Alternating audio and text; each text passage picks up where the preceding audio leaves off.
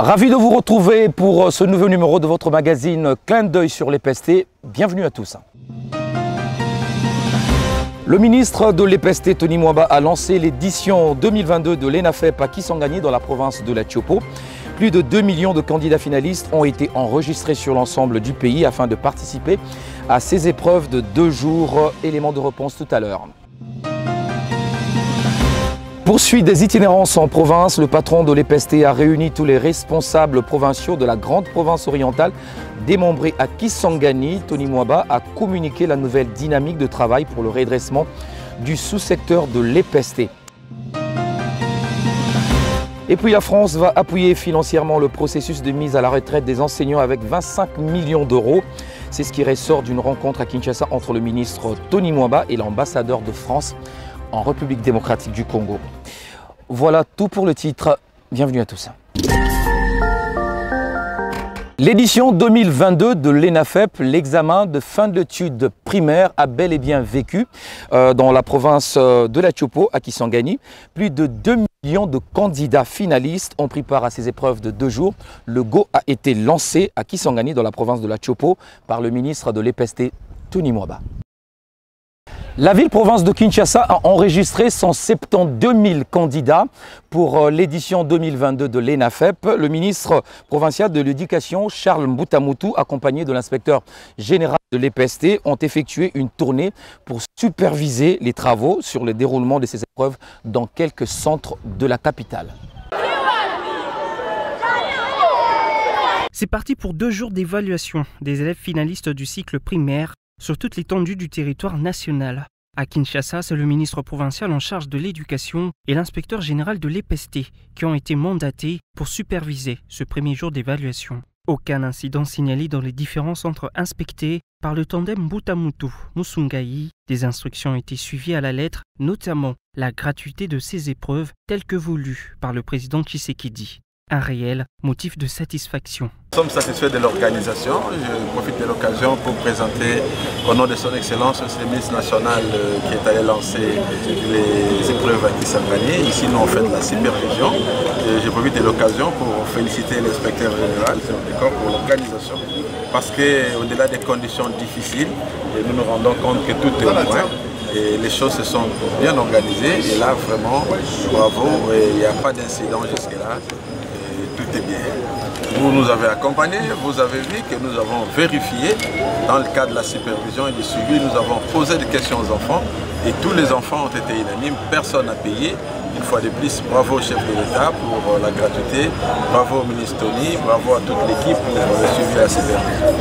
S'agissant de l'aspect technique de ces examens, l'inspecteur général Jacques Odia a éclairé l'opinion et les chiffres avant de rassurer que les résultats interviendront incessamment.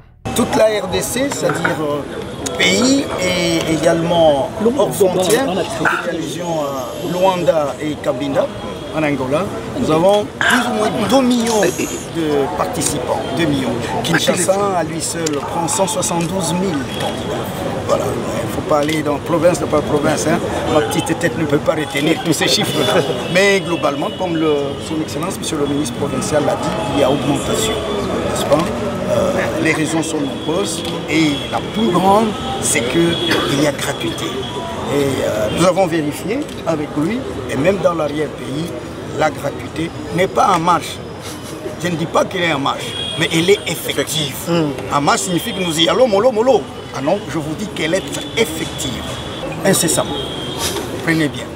Incessamment, on va publier les résultats. L'on peut donc déduire que c'est sur une note de satisfaction que s'est déroulée cette première journée de l'examen national de fin d'études primaires, ici, à Kinshasa. Et dans la province éducationnelle du Congo central 2, le directeur provincial Jean Tshisekedi Kabasele était à Louosi pour superviser le déroulement de l'ENAFEP. Jean Tshisekedi devient ainsi le premier provède à mettre ses pieds dans ce coin de la province du Congo central. Une gestion de proximité saluée par le superviseur de ces centres. Regardez. Cette forte délégation conduite par le patron de l'EPST au Congo central 2 s'est ensuite rendue dans le secteur de Mbanzamona et Mongolwala à une 50aine de kilomètres de la dite cité.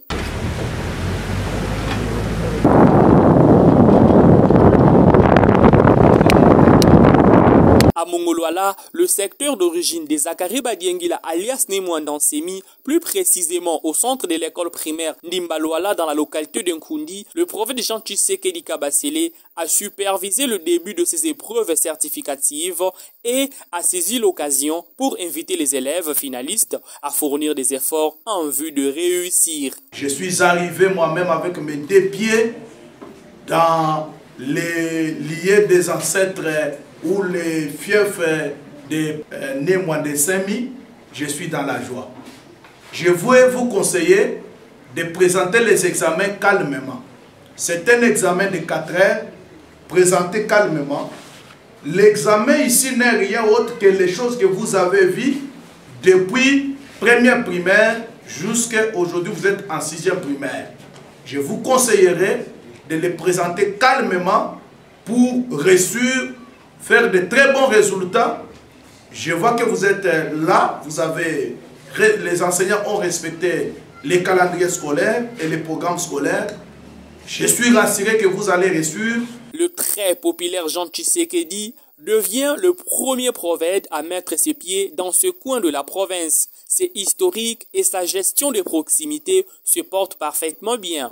Et je vous dis sincèrement, il est le premier prophète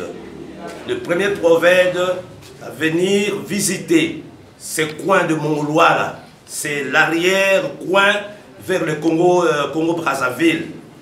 Donc il vient vous visiter et surtout s'assurer du respect des instructions officielles. Pour le premier jour, les candidats finalistes ont présenté le français et la culture générale. Et pour la journée du mercredi 6 juillet, ils seront en face des mathématiques et sciences. Dans le cadre de ses itinérances en province, le ministre de l'EPST s'est rendu cette fois-ci à Kisangani, dans la province de la Tchopo. Tony Mwaba a réuni tous les responsables provinciaux de la grande province orientale démembrée pour évaluer et communiquer la nouvelle dynamique de travail impulsée par lui et qui vise à redresser le sous-secteur. Toujours à Kisangani, le ministre Tony Mwaba a remis symboliquement 1000 bancs aux écoles de la grande province orientale démembrée, un geste du patron de l'EPST qui s'inscrit dans le cadre de la campagne Pas une école sans bancs, une initiative qui vise à réduire sensiblement le nombre d'élèves dans les salles de classe. La France va bientôt apporter son appui financier au processus de mise à la retraite des enseignants congolais. C'est ce qu'a annoncé l'ambassadeur de la France en République démocratique du Congo lors d'une rencontre avec le patron de l'EPST. Les 2 personnalités ont également discuté sur la coopération entre la République démocratique du Congo et la France dans le domaine de l'éducation. Tête-à-tête ce vendredi entre le ministre de l'EPST, le professeur Tony Mwaba, et l'ambassadeur de France en RDC, Bruno Aubert. Au cœur des échanges, plusieurs questions d'actualité et celles relatives à l'éducation nationale. Au sortir de l'audience, le diplomate français Bruno Aubert s'est confié à la presse et annoncé le financement de la France via l'Agence française du développement d'une somme de 25 millions d'euros en appui à la réforme de retraite des enseignants congolais. Nous nous impliquons dans plusieurs problématiques, c'était ça dont nous avons parlé avec monsieur le ministre. La réforme du secteur de l'éducation passe à travers plusieurs sujets, notamment il y a je pense à la montée en puissance de nouvelles générations d'enseignants, ce qui signifie aussi que les enseignants les plus âgés qui ont beaucoup travaillé puissent partir à la retraite. Donc là on a un projet par exemple pour la mise à la retraite des enseignants congolais, donc ça c'est important, parce que c'est ça qui prépare le positif qui va suivre en quelque sorte. Voilà. Donc ça c'est un exemple, aussi un centre, peut-être madame la directrice de la FD peut en parler, le centre de formation de maîtres, de formation des maîtres, voilà, voulu par monsieur le ministre. Et tout ça, essentiellement, c'est du financement donc opéré par la FD, c'est un projet de 25 millions. Il y a 25 millions pour la mise en retraite. C'est ça, pour la mise en retraite. Et ça rentre dans le cadre de ce mécanisme de conversion de dette qu'on appelle le C2D, qui existe depuis plusieurs années. Et donc là, c'est l'éducation qui en bénéficie.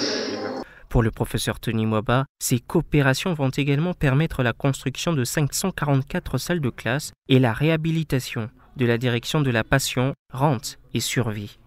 Dans le partenariat entre le ministère et l'Agence française de développement, il y a des projets pour lesquels la France nous appuie. La mise à la retraite, l'AFD va nous appuyer. avec, on a parlé de 25 millions, c'est d'euros, 25 millions d'euros pour la mise à la retraite des enseignants, la construction de l'Institut de formation des maîtres. Nous avons la construction également de 544 salles de classe au Tebanzangungu.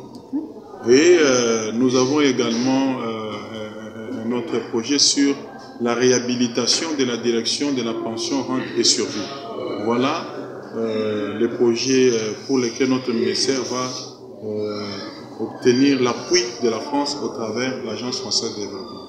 Notons que cet appui de la France est la résultante de la bonne gouvernance instaurée dans le sous-secteur de l'EPST par le ministre Tony Maba, qui s'est résolument engagé dans la refondation de ce secteur clé de la vie nationale.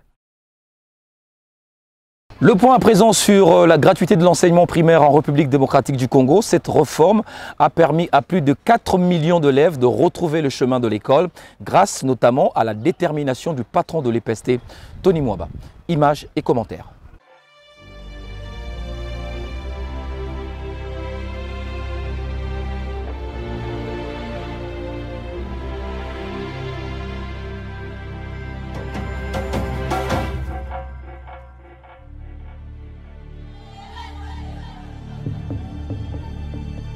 Au tout début, c'était d'abord le doute. Nous voulons une vraie gratuité qui ne va pas fragiliser le système éducatif tel que ça existe maintenant. Et l'incertitude sur ce qui avait tout d'un pari fou, la gratuité de l'enseignement primaire. Plusieurs canaux ont véhiculé des messages qui allaient dans tous les sens. La Sanko a réagi aux propos du ministre de l'EPST. C'est un sujet qui prend de l'ampleur en ce moment dans le pays. Mais avec courage et abnégation, la machine est déclenchée.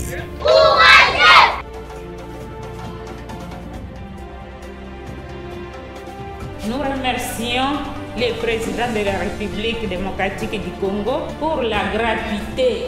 Ils avaient des difficultés de payer l'argent, les primes, et un grand nombre d'enfants traînaient toujours à la maison. Je suis mère de 8 enfants, mais mes enfants étudient gratuitement. Tunashukuru sana kutusomesha masomo ya bure. Kuntumuvidi sankajabuni tukalasi. Bwampinde pa katitufuta tu apundumani. Jindu byani muntu. Donc la gratuité est effective totalement. Les dés sont jetés et provoquent un flux de plus de 4 millions de nouveaux élèves dans les écoles. C'est l'effervescence dans les foyers et les familles délestées par cette charge. J'étudie gratuitement. Je peux dire même à monsieur Tshisekedi, notre donc le chef de l'État, l'œil de notre pays, je peux le dire, qui donne donc le flair à monsieur le ministre de l'enseignement. Aux yeux du monde, la RDC fait un pas de géant. Et je sens un leadership très fort, ce qui est vraiment une bonne nouvelle. Ministre de l'enseignement primaire, secondaire et technique, Tony Maba devrait alors s'assurer que les réformes impulsées portent véritablement des fruits à travers le pays. Applaudissez. Outre la gratuité de l'enseignement, c'est le sous-secteur entier qui est en train de subir une métamorphose dans une démarche d'évaluation participative avec toute la famille éducationnelle et les partenaires éducatifs. Il est descendu lui-même sur terrain pour une mission d'inspection, une mission d'évaluation pour comprendre les compétences respectives des uns et des autres pour apprécier la performance de ce qu'il s'est fixé comme objectif. Il a encore prouvé ici, le ministre Tony Maba, que c'est un pédagogue. C'est quelqu'un qui a de l'imagination féconde. Nous allons nous battre jusqu'à ce que le secteur de l'enseignement soit redressé au niveau de notre province éducationnelle. Il attendra des résultats de notre part en termes de l'amélioration de la qualité de l'enseignement. Il attend de nous également les résultats en termes du renforcement de la gouvernance et en termes de la lutte contre les antivaleurs. Si tous les ministres pouvaient emboîter ces pas ici, je pense que le pays sera bien parti. Et nous savons que nous avons une très grande réforme c'est la gratuité de l'enseignement primaire. C'est là où nous donnons notre corps et âme pour que cette gratuité puisse réussir. Nous venons de recevoir les orientations de son Excellence, Monsieur le ministre de l'EPST, le gardien de la gratuité. Nous rentrons maintenant dans nos bureaux pour pérenniser la gratuité et pérenniser et consolider la gratuité. Le problème que nous avions consistait simplement à une mauvaise interprétation des textes. Cette itinérance est profitable au système éducatif qui est ici au Nord Kivu et nous croyons que tout le monde a compris. Il a dit, c'est lui qui va marcher avec lui, c'est celui qui travaille bien. Tout a été fait et nous suivons la vision de son Excellence, le ministre et le professeur Tony Mwamba. Cela est lié à la vision du président de la République. C'est le début d'un long périple à travers les 26 provinces de la RDC.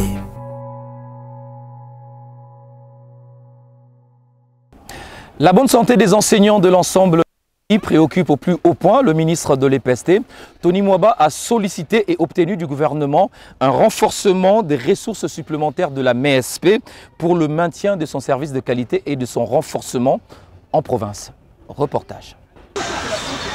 La mutuelle de santé des enseignants de l'enseignement primaire, secondaire et technique, MESP-ASBL, est une organisation d'assurance santé créée par la volonté des enseignants à mutualiser leurs forces avec l'appui du gouvernement à travers le ministère de l'EPST en vue de garantir une prise en charge sanitaire en cas de maladie. La mutuelle de santé des enseignants de l'EPST a vu jour le 11-11-2011. Dans son histoire, est l'une des réponses des revendications des enseignants de l'EPST. Il s'est posé le problème de liquidité avec l'arrivée du ministre Tony Mwamba.